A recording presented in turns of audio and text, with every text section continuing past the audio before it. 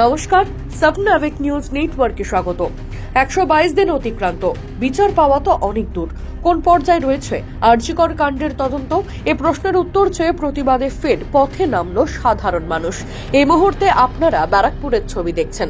Barrackpore rail স্টেশনের কাছে সুকান্ত সদনের সামনে মোমবাতি জ্বালিয়ে প্রতিবাদে সামিল আম জনতা। তিলোত্তমা ভয় নাই, রাজপথ ছাড়ি নাই, চলছে স্লোগান, শাউটিং।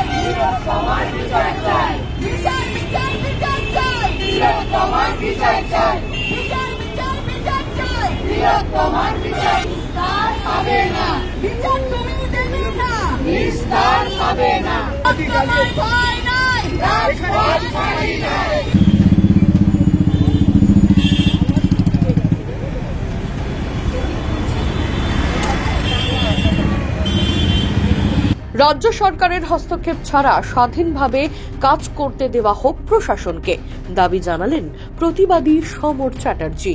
প্রমাণ করে দিল আমাদের সরকার এবং পুলিশ যে ওরা কিন্তু অকর্মণ্য নয়। কুলতলিতে 26 দিনের মধ্যে আসামিকে ধরে চার্জশিট দিয়ে তার সাজা ঘোষণা হয়ে গেল। তার মানেটা কি? যদি কোনো সে প্রভাবশালী না হয়, পুলিশকে যদি সুন্দরভাবে কাজ করতে দেওয়া হয় তাদের নিজের মতন, তাহলে এটাতেও 26 দিনে বেরিয়ে যেতে পারতো। কিন্তু যেহেতু এইখানে আমাদের যারা ভিকটিম, যারা মানে এখানে দোষী, তাদের উপরে সরকারের হাত থাকার জন্যে না পুলিশ না সিবিআই কেউ এক পাও এগোতে পারছে না।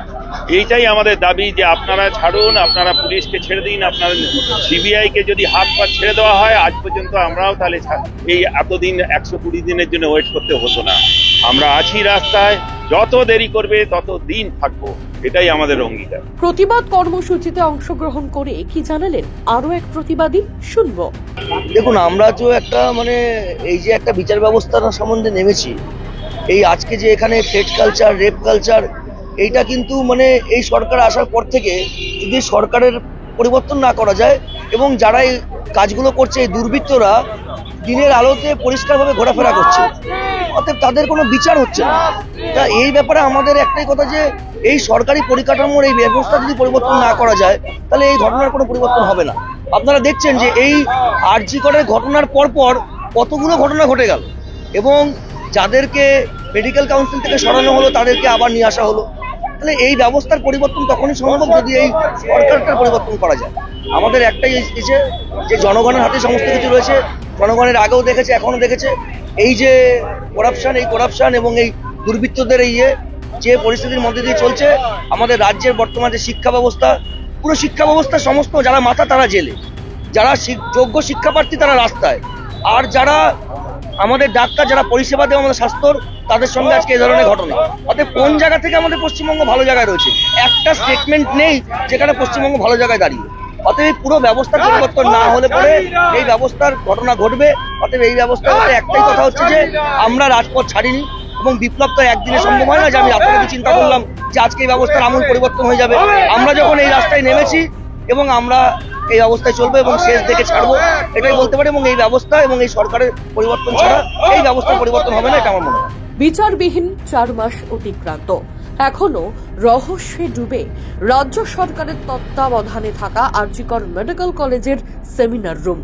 কি কারণে সেই নৃশংস ঘটনার শিকার হতে হয়েছিল তিলোত্তমাকে, সেই প্রশ্নের উত্তর খুঁজছে কেন্দ্রীয় তদন্তকারী অফিসারেরা।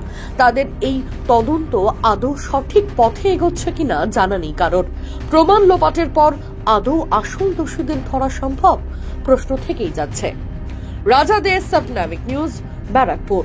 সমস্ত খবরের আপডেট পেতে লাইক করে সাবস্ক্রাইব করুন সাবনাভিক নিউজ। সেই সঙ্গে বেল বাটন প্রেস করতে ভুলবেন না। আপনাদের একটা সাবস্ক্রিপশন আমাদের জন্য অত্যন্ত মূল্যবান।